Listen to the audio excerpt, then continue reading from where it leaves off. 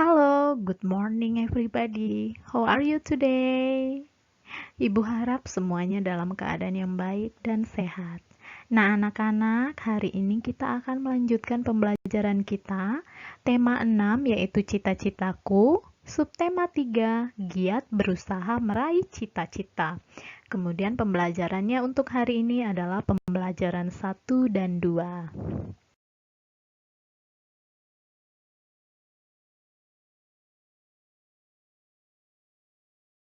Nah, anak-anak, kompetensi dasar atau KD biasanya disingkat. Hari ini adalah KD 3.6, yaitu menggali isi dan amanat puisi yang disajikan secara lisan dan tulis dengan tujuan untuk kesenangan. Kemudian ada kompetensi dasar 3.4, yaitu mengetahui karya seni rupa teknik tempel. Dan berikutnya ada kompetensi dasar atau KD 3.2, yaitu membandingkan siklus hidup beberapa jenis makhluk hidup serta mengaitkan dengan upaya pelestariannya.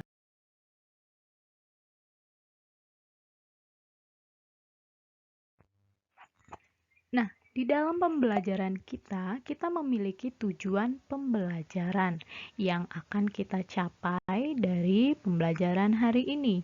Yang pertama, tujuan pembelajarannya adalah melalui kegiatan membaca puisi, siswa mampu mendeklamasikan puisi dengan lafal dan intonasi yang benar. Yang kedua, melalui kegiatan membuat kolase, siswa mampu menjelaskan dan membuat karya seni aplikasi dengan teknik yang benar sesuai contoh. Yang ketiga, melalui kegiatan membuat poster, siswa mengetahui pentingnya pelestarian makhluk hidup bagi lingkungan sekitar dengan tepat.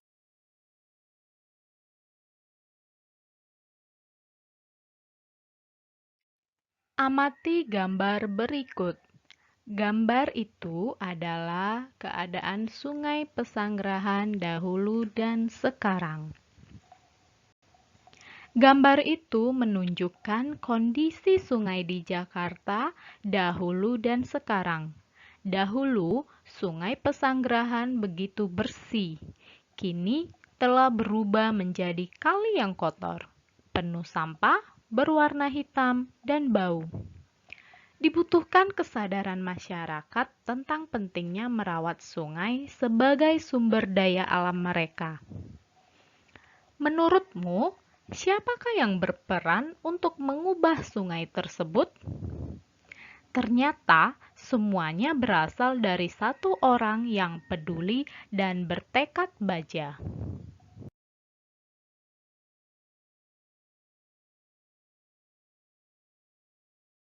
Mari kita simak cerita tentang orang tersebut. Si pendekar Kali Pesanggerahan. Keinginan untuk kembali melihat Kali Pesanggerahan di Jakarta yang bersih membuat Haji Khairuddin atau yang dikenal dengan Bang Idin berpetualang menyisiri bantaran sungai tersebut. Kali Pesanggerahan yang dulunya tempat ia bermain air bersama teman-temannya telah berubah menjadi kali yang kotor, penuh sampah, berwarna hitam, dan bau. Dengan berbekal golok dan tekad yang besar, ia mulai menyusuri bantaran sungai itu untuk melihat tingkat kesukarannya. Ia pun mulai membersihkan sampah-sampah yang menutupi sungai tersebut. Banyak anggota masyarakat yang menentangnya karena dianggap sebagai perusuh. Kegiatannya banyak terhalang, justru oleh masyarakat sekitar sungai yang tidak memahami tujuan kegiatannya. Akan tetapi, ia tidak marah. Baginya, untuk menyadarkan orang lain tidak perlu membalasnya dengan kekerasan. Ia melakukan berbagai cara untuk membuat masyarakat sekitar sungai sadar pentingnya merawat sungai sebagai sumber daya alam mereka.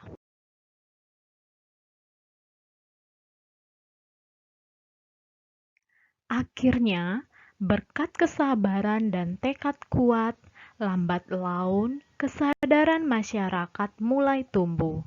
Bang Idin kemudian juga mengajak teman-temannya sesama petani penggarap untuk mengikuti langkahnya. Kini mereka berhasil menanam 40 ribuan pohon produktif di sepanjang bantaran kali. Burung-burung yang dulunya pergi akhirnya kembali. Mata air yang dulu tertutup sampah kembali hidup. Air kali Pesanggerahan kini sudah normal kembali. Ikan-ikan bisa hidup dan berkembang biak. Sepanjang tepian kali Pesanggerahan menjadi hijau. Burung-burung berkicau setiap hari. Bahkan, burung cakakak yang bersarang di tanah dan sudah jarang ditemui di wilayah lain di Jakarta, kini juga bisa ditemukan. Pohon-pohon yang mulai langka di Jakarta dapat dijumpai di sini. Belum lagi tanaman obat yang jumlahnya mencapai 142 jenis. Di balik sikap kerasnya, pria kelahiran 13 April 1956 ini ingin membuktikan hanya orang yang benar-benar memahami alam yang dapat menyelamatkannya.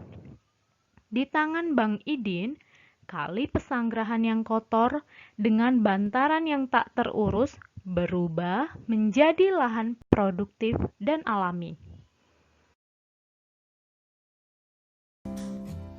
Bacaan tersebut dapat kita rangkum dalam sebuah diagram tentang cita-cita Bang Idin. Cita-cita Bang Idin yaitu melihat kali Pesanggerahan yang bersih. Halangan yang dihadapinya: yang pertama, banyak anggota masyarakat yang menentangnya karena dianggap sebagai perusuh. Kemudian, masyarakat sekitar sungai tidak memahami tujuan kegiatan Bang Idin. Sikap yang dimiliki oleh Bang Idin diantaranya yaitu: yang pertama, tidak mudah marah dan anti kekerasan. Yang kedua, kerja keras, kesabaran, dan tekad kuat. Sedangkan usaha yang dilakukan untuk meraih cita-citanya yaitu: yang pertama, membersihkan sampah, kemudian menyadarkan masyarakat, serta menanam pohon yang produktif di sekitar bantaran sungai. Dari situ dapat kita simpulkan tentang usaha Bang Idin untuk meraih cita-cita yaitu: usaha dan kerja keras Bang Idin serta kesabaran yang konsisten bermanfaat bagi masyarakat sekitar. Cita-cita Bang Idin sungguhlah mulia.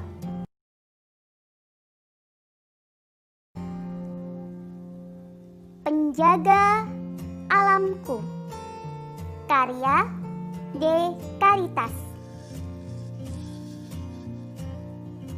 Kau tidak pernah lelah. Kau tidak pernah putus asa. Kau tidak pernah menyerah. Mencintai alam di mana kau dibesarkan. Angin dan badai adalah sahabatmu. Hujan dan panas adalah penolongmu. Air sungai adalah kehidupanmu. Alammu adalah ibumu. Maka engkau menjaganya. Maka engkau memeliharanya. Maka engkau merawatnya. Karena alam adalah ibumu. Mari kita analisis puisi tentang penjaga alamku. Puisi tersebut berkisah tentang orang yang menjaga alam. Usaha untuk menjaga alam tidak pernah lelah, putus asa, dan menyerah dalam menjaga, memelihara, serta merawat alam. Nah, dalam puisi tersebut, alam dikatakan sebagai ibu. Maksudnya adalah alam merupakan sahabat dan penolong kehidupan. Alam juga menyediakan apa yang kita butuhkan, sebagaimana ibu yang selalu menyiapkan apa yang kita perlukan.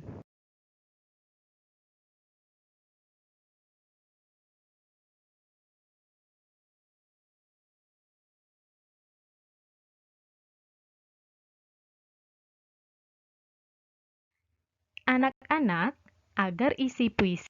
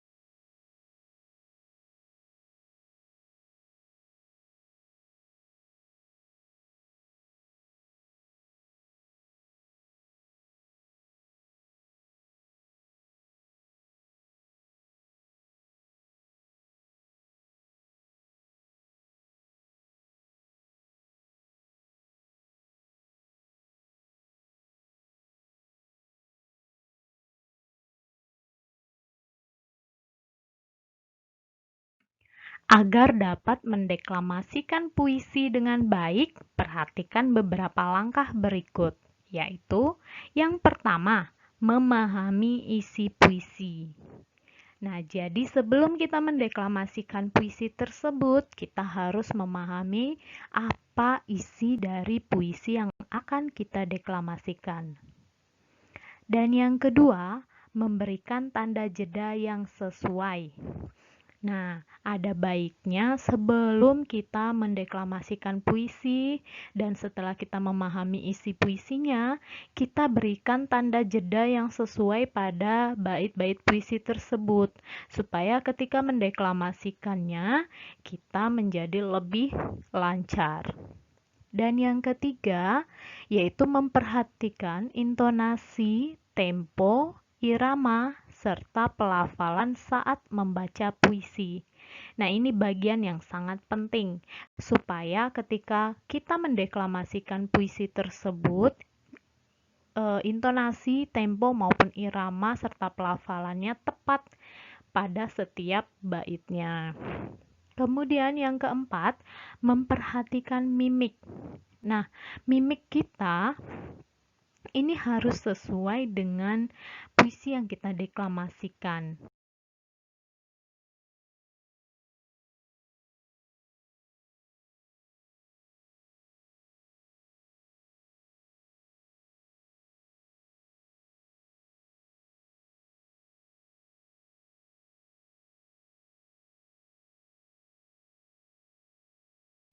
Membuat karya seni rupa dengan menggunakan barang bekas adalah hal yang paling mudah untuk dilakukan.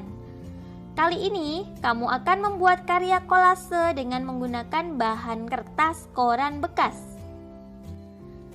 Kolase merupakan teknik untuk membuat karya seni rupa dua dimensi dengan cara memotong dan menempel. Bahan yang digunakan terdiri atas berbagai bahan, di antaranya kertas, kain, kaca, logam, kayu, dan lainnya yang ditempelkan pada permukaan gambar. Lakukan langkah-langkah berikut. Pertama, siapkan bahan-bahan meliputi 1 lembar kertas, bisa kertas karton atau kertas sketsa. Kemudian lem, gunting, koran bekas, dan gambar. Langkah-langkah membuatnya. Yang pertama, siapkan gambar pola pada selembar kertas. Kemudian, buatlah potongan-potongan bahan yang meliputi koran bekas, kardus, plastik, dan lain sebagainya. Lalu tempelkan potongan-potongan tersebut ke permukaan gambar yang telah disediakan. Berikut ini contoh hasil karya kolase.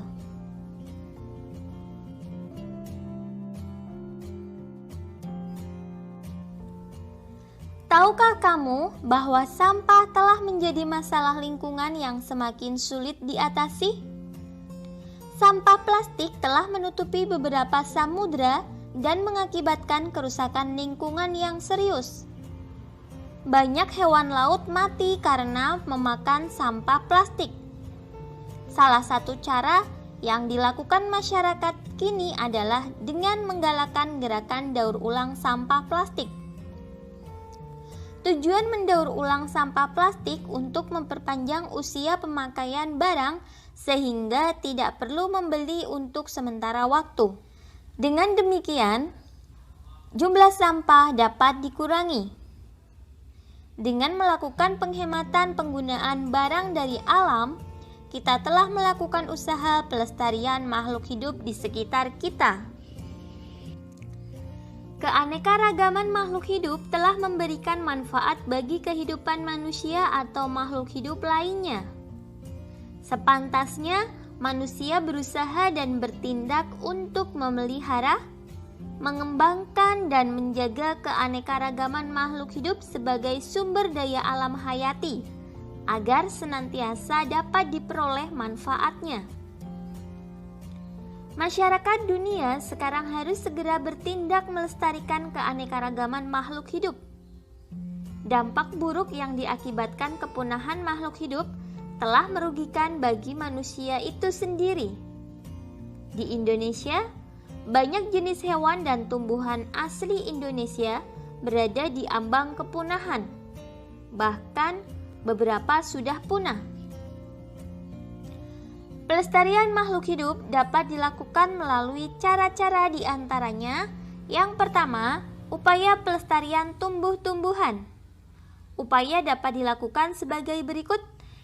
Yang pertama, kebun koleksi. Ini biasanya hanya untuk mempertahankan tumbuhan bibit unggul. Contoh, kebun kelapa di Bone-Bone, kebun mangga di Pasuruan, dan lain sebagainya. Kemudian, kebun plasma nutfah merupakan perkembangan kebun koleksi. Contohnya, kebun plasma nutfah di Cibinong Lipi dengan buah-buahan inti, talas, dan suwek. Ada juga kebun botani, didirikan pada tahun 1817 di Bogor, terkenal dengan nama Kebun Raya Bogor. Yang selanjutnya, upaya pelestarian hewan. Nah, upaya pelestarian hewan dapat dilakukan melalui berbagai cara, di antaranya yang pertama, menangkar hewan langka dengan cara mengisolasi hewan tersebut. Kemudian, mengambil telur-telur hewan untuk dibantu menetaskannya. Memindahkan hewan langka ke tempat yang lebih cocok. Membuat undang-undang perburuan. Dan menindak tegas para pelanggar dengan memberikan sanksi hukum sesuai hukum yang berlaku. Indonesia memiliki berbagai sumber daya alam yang dapat memenuhi kebutuhan hidup seluruh warga penduduknya. Sumber daya alam hayati dan sumber daya alam mineral dalam berbagai rupa tersedia melimpah di Indonesia. Akan tetapi, tidak berarti sumber daya alam itu dapat dikuras habis untuk memenuhi kebutuhan manusia. Sumber daya alam mineral merupakan sumber daya alam yang tidak dapat diperbarui. Jenis sumber daya alam tersebut memerlukan waktu yang sangat lama dalam pembentukannya. Waktunya tidak sebanding dengan cepatnya sumber daya alam itu digunakan untuk memenuhi hidup manusia.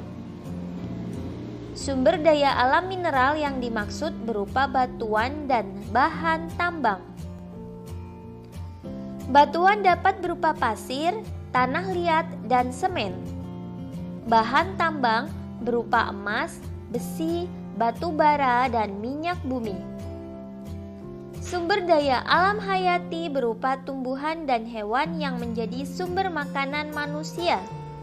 Selain itu, tumbuhan dan hewan berperan untuk menjaga keseimbangan alam. Bencana alam yang terjadi salah satunya karena keseimbangan alam terganggu. Banjir di Jakarta karena sungai-sungai yang tidak dipelihara dan dijadikan tempat pembuangan sampah. Hal ini menyebabkan kerugian yang sangat besar, baik bagi manusia maupun bagi makhluk hidup lainnya. Alam dan sumber daya alam memang harus dijaga agar lestari. Semua orang dapat melakukan sesuatu untuk menjaga dan memeliharanya. Jika alam rusak, manusia dan makhluk hidup lainnya akan kehilangan tempat tinggal dan sumber kehidupan. Oleh karenanya, manusia harus berusaha menjaganya. Salah satunya adalah dengan mengampanyekan usaha sederhana memelihara lingkungan melalui poster. Nah, berikut ini adalah contoh dari poster.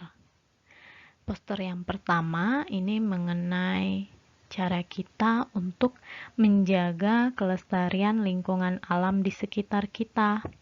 Sama, yang kedua juga seperti itu. Bagaimana kita dapat melestarikan atau menjaga agar bumi yang menjadi rumah kita ini tetap lestari dan kita tetap nyaman tinggal berada di bumi.